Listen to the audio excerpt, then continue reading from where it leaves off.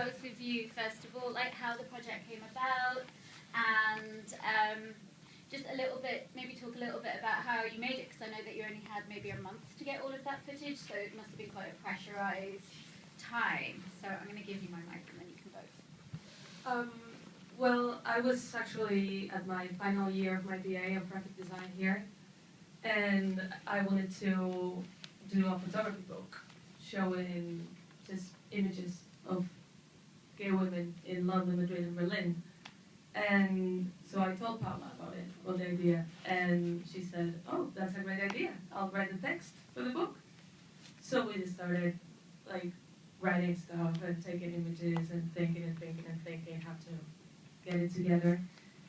And one of the trips that I went back to Spain, my mother, she's a scriptwriter, a professional scriptwriter, and she said, "I think we can do a documentary about it."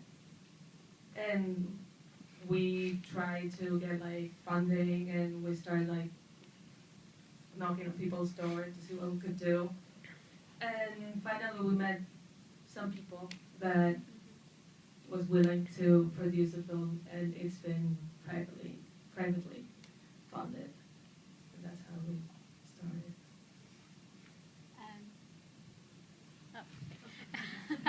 So, but could you maybe talk a little bit about then how did you end up making it? So kind of the logistics of it. Did you have to clear your schedules for a month? Did you a lot of the kind of Berlin stuff must be people that you knew, and I guess the Madrid stuff is people that is the community that you shared, and the London people, I guess, people that you knew. So maybe talk a little bit about how you approached then your friends and said, "Listen, we're going to make a film. This isn't a book anymore," and what that was like.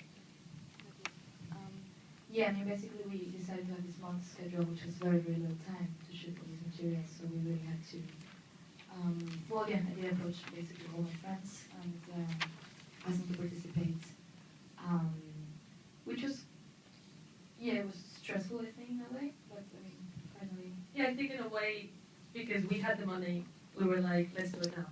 We have to do it before it, it dissolves or whatever. So we got the crew, went there and had to shoot really quick, which I think in a way it was good as well, because it was spontaneous. Yeah, I think it was a really interesting experience for me. I mean, I come back from a background where I'm more like doing DIY stuff, I think. I think this also shows in the film that you have a very different, like we both have a very different background. So my way, or the other films I've been working with is much more, okay, we're a bunch of people and we have a camera and we're going to do this project together with no money, no budget at all. So Paola's actually been, Paola's attached to one of the films that was in the Shorts programme this week as well, a music video that was made in Berlin called Full of Fire. Stockholm, yeah, okay.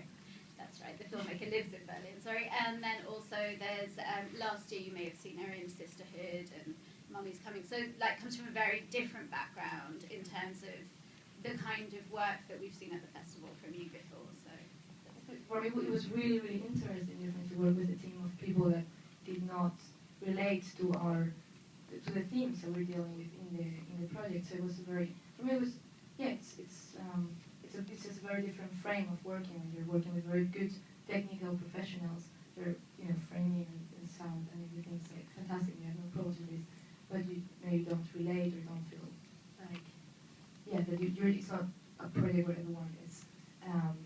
Putting on together their political statement, or they're working for producing this film.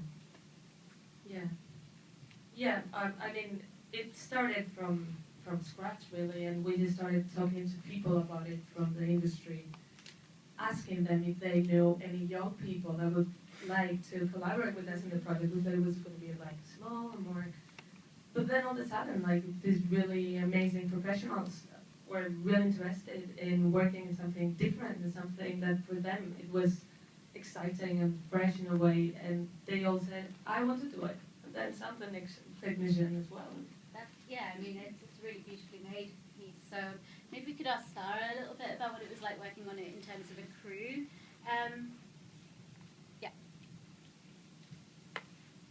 In the camera team, we mainly shot with Canon 5D. There were 3 Canon 5D, and then we also count on an HD Handycam because we thought it would be important having something that could simulate a more domestic equipment, so people would feel more comfortable being shot when we weren't officially shooting. That's why you have like a different kind of images in the film with the texture. There, most of them have a very high quality. Those ones were shot with the Canon 5D, and the ones that have a more like domestic feeling were mainly shot in extra hours of work, basically. Great, and I think I just want to ask a kind of general question of the people who are actually in the film, because I guess if it's a very whistle-stop tour of these 3 cities, then there isn't a huge amount of time to get really comfortable with the idea of being on camera, and yet, you know, you're all there and your lives are represented. And I guess I'm kind of interested, particularly because you were all in the London section, to maybe talk a little bit about what was going on in London at the time and kind of maybe contextualise what was going on, because it's a kind of partial representation of a scene necessarily, because it's obviously only a section of the film. So I ended up in the film because I just finished doing Lady Fest, and I met Sara there and become known. And that with Verity and Annette. So Lady Fest London it's not a lesbian festival per se, but it does often end up having quite a few lesbians. Quite a few lesbians. And so that was kind of November. That was, as I said, the 3rd Lady Fest. It's been changing. We're talking about in East London actually, but there's been really loads of happening from a queer and a gay and lesbian perspective around East London. There's really burgeoning of places to go out, nights to go to. Stab B's been doing her nights. Folk Fabric's been going really crazy. DSS has really taken off. We've got another film festival, a gay film, queer film festival that started up over there. And there was also a lot of activist stuff that I was involved in. Naz and I got some crossover. And there was the first East London Gay Pride. I think it was that summer. Yeah, can I borrow that mic for a second? Sorry, there's loads of us today. Yeah, so there's like the kind of context for East London at the time. There's some really peculiar things happening, and the East London Pride was happening, wasn't it, at that time? It was the first one, and then there was the second one that was going to happen, but then it turned out transpired there was a member of the EDL, organising affiliations. And there was also, as we were just talking before, there was the unusual sticker camp stickers. Yeah, so I think that it's quite interesting the way that East London is portrayed as this kind of really great kind of utopia of young gay people in the film. And of course it is in many respects, and there are lots of things happening, but it's also, there's huge tensions between the Muslim community and the gay community, but also there are of course lots of gay Muslims within that, and kind of, yeah, so I guess there is that undercurrent, and I know that Josephine's been involved in that, so it's interesting to kind of see this kind of one facet of you in the film, and it's worth maybe flagging up that. And maybe Jo could speak a little bit about kind of your experience of lesbian London as well. I've probably been out for about 13, 14 years, and I've always been fairly actively involved in the community. So I used to edit G3 magazine, and then I co-wrote a book about civil partnership when it was legislated in 2006. And more recently, I did the Candy Bar Girls on Channel 5. So I've known Andrea for 4 or 5 years, and she told me about the project, sounded really interesting. And this was just the summer when Candy Bar Girls was aired, which I think was in July. So we shot on a really, really warm day, I think May, June time. And we just had this really animated, kind of lively discussion about lesbianism, and obviously it was massively edited, but it was just a great experience, and there was a lot of buzz, and everything that you said about the burgeoning kind of East London scene, and just the fact that there was an alternative to Soho. There was a lot of underground stuff that was kind of becoming more mainstream. I wanted to speak about that. So it was a good time to be in London, and it still is. So. And Eleanor, just I guess you've experienced all 3 of the scenes in terms of, you know these guys, and you spent time in Berlin and in London as well. So could you maybe talk a little bit, I guess, about your experience of being someone who knew Paula? I know you knew, but knew the people involved in the film, so not coming as a stranger into the interview process, and kind of what that was like being an onlooker and also being part of the process. Okay, it was a very, very hard process, I think. It was, on one side, a very long process, but then it was such a month so it was really, really intense. Actually, I don't know, also how it worked between the people who were doing this project was very intense, and in the end, this came out, so yeah. Great. I guess we've got time for a few audience questions, so if anyone has questions, please put your hands up and then I'll give the mic to whoever you would like to answer. Questions, comments? Yeah. Firstly, thank you very much. It was a great movie. I really, really enjoyed it. Very fresh, I think. So I guess I'm just interested in your different, your views on the different scenes from London, Madrid, and Berlin, and what you feel is happening in the scenes in those. For me, it was, as I said, like most of the people in the film, we already knew each other, and a lot of conversations in the film was just like conversations that we have had many times, but this time they were recorded. And for me, it's been a really great learning experience as well, because I got the chance to meet people with different views, and it's been really enriching for me to meet all those different people, because as you said before, you said we use a lot the word lesbian, and many people would interpret what is in the film as queer, and it's been the same for me. Like, I was a lesbian, I wanted to make a film, then I met other lesbians with different ideas, different political views, and throughout the process, I met all these people, and I'm glad that there is a big spectrum of people, not lesbians or just people. Yeah, well, I think for me, I've never been living in London, so I really can't tell, because I don't know the queer scene in London. I have no idea. How are you? That's basically it.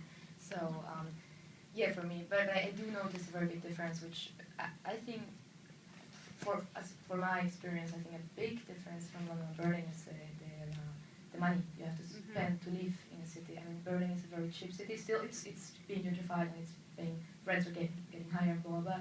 But still, there's much more space. There's much more spots. The way I've seen, and yeah, you don't have to have 3 jobs in order to eat.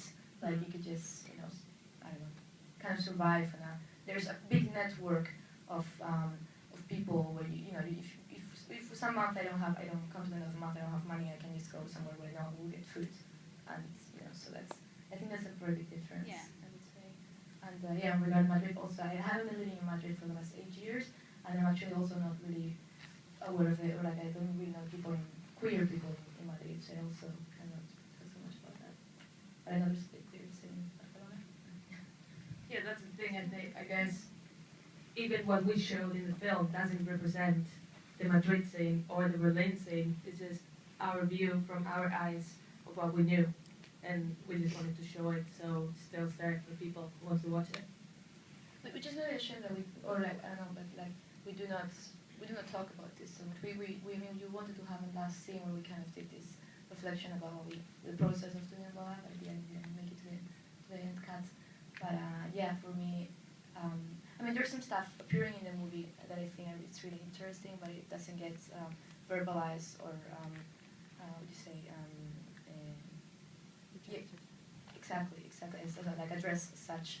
Like, I don't know, there's so much stuff. Like, for example, Ashkan, he didn't want to show his face because he doesn't have any papers, so he can, he got doing, or like, I don't know, or other class issues or race issues that we definitely not, verbalize. Given that this was originally going to be like a book and photography project, is there still scope to kind of contextualize what's there? Is that something that you're still thinking about? Are you sorry that you didn't get to make a book? Is that? I am glad it became a film. Okay. Other questions, comments? Is there going to be another film? That's my wish, but I think it's not gonna be, this is something I felt I had to do, and it's my life and my people, and a feeling that I had inside, and I would definitely like to keep doing film, but a totally different spectrum now. And Well, yeah, I don't know. I'm working on other projects, but they like kind of. No, I mean, my work now is much more, or I'm more dealing with sex work and pornography and representation of body Which we've sexuality. shown quite a lot of at the festival before. So yeah, That's and more that my- seems to be a very prolific scene actually in Berlin. In Berlin, definitely. It's a lot of things happening definitely in that way. So that I'm thinking. Great, and there was a couple of other hands up. Yes. Yeah, hi. And I was wondering how much planning do you do before you went to shot the film? How high profile did you do for what the end result was going to be? Well, we did have a script where we basically did write down all the scenes we wanted, the topics we wanted to deal with, kind of. But then, of course, Yeah, but so yeah, we ended. I mean, we didn't have a know-how book.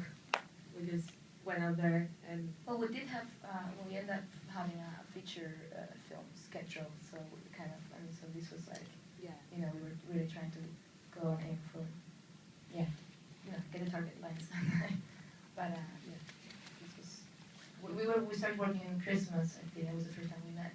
yeah, And then we were shooting in May. So April, May. That's when maybe. we. Yeah. But yeah, that's the thing. We spent so much time thinking how to combine three cities, two main characters. How can we get this together? And we did write a script. But then at the end, it was a documentary, so we didn't know what people was going to talk about. And sometimes it went like this. Other times it took a long time to get into the subject.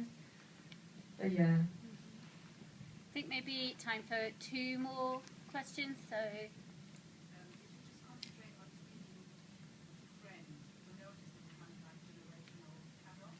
Yeah, It's not definitely. just you and it kind of strikes me there's a few scenes where I think it's like it's not reinventing the wheel, basically, as you say, but it's like you kind of hear people 20 years back, similar people starting from the same point. I found that in a way quite striking.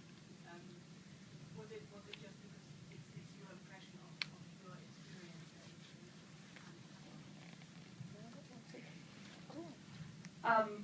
Since the very beginning, we always wanted to be young people, everybody young, especially because when I was really young, I didn't have access to anything that I could feel related to, and that was like our main idea, to keep it familiar, to keep it close and friends around us.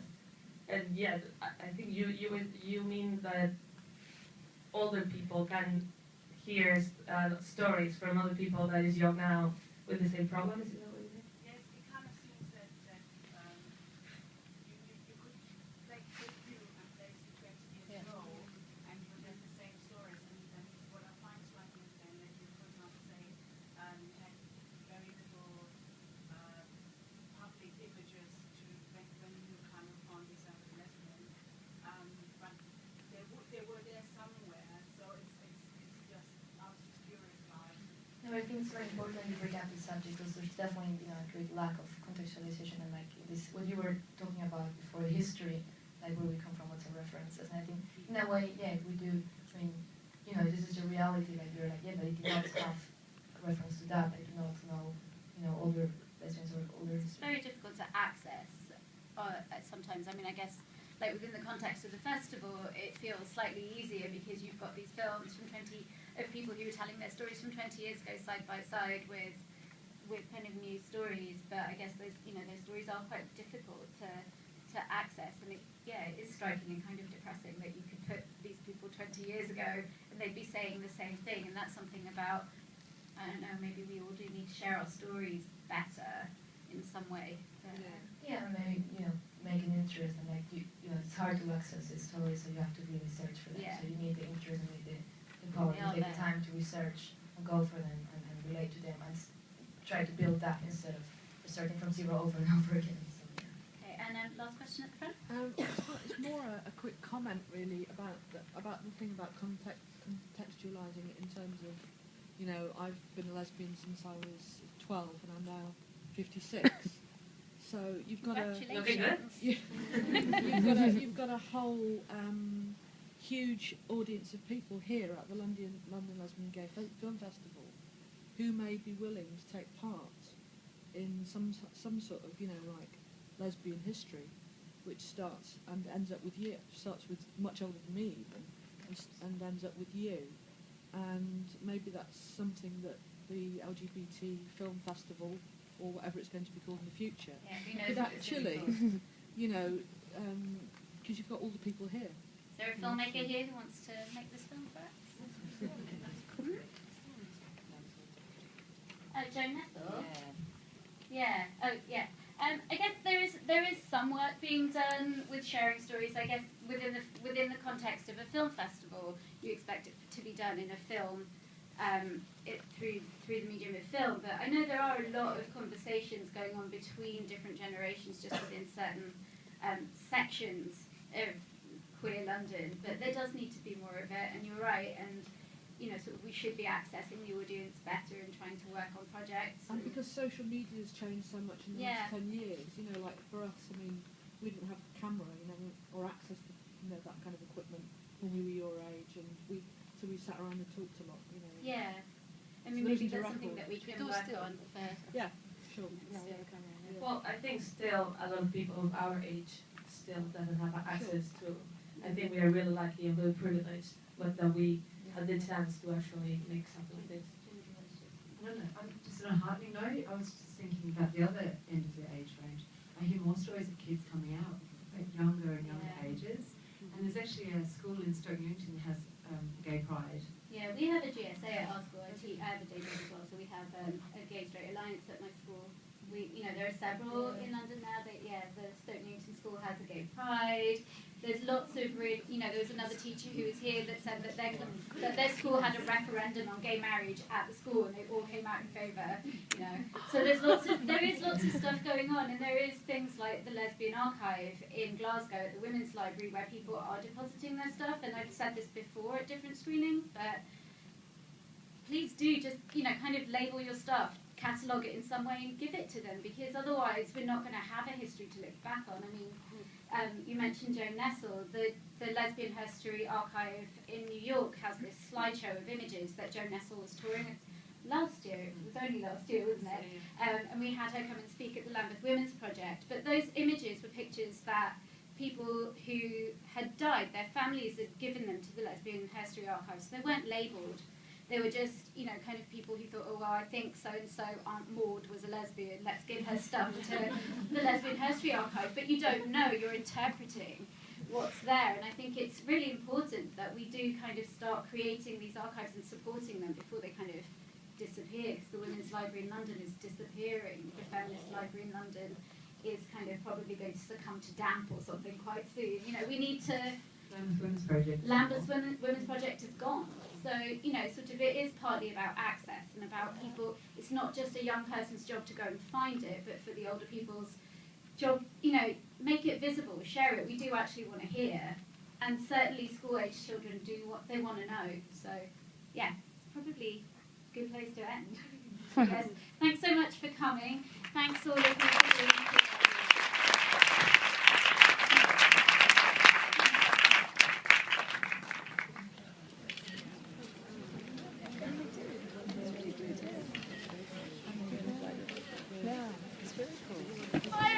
Sorry to rush you, but we're running really late, so if you could all make your way to